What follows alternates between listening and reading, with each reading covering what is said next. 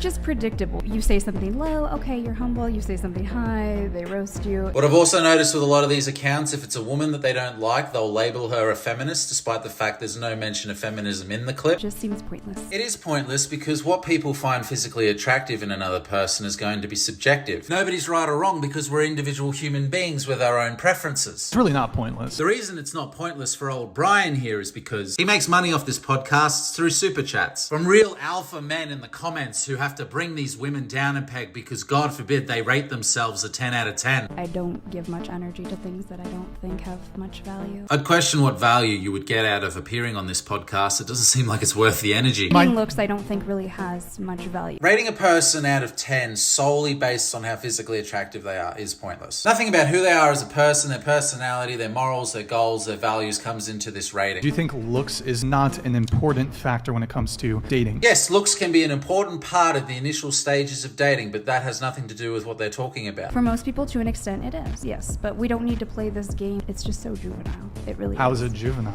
Would you date a guy who's shorter than you? I love how he just asked how it's juvenile and then follows it straight up with a juvenile question. No.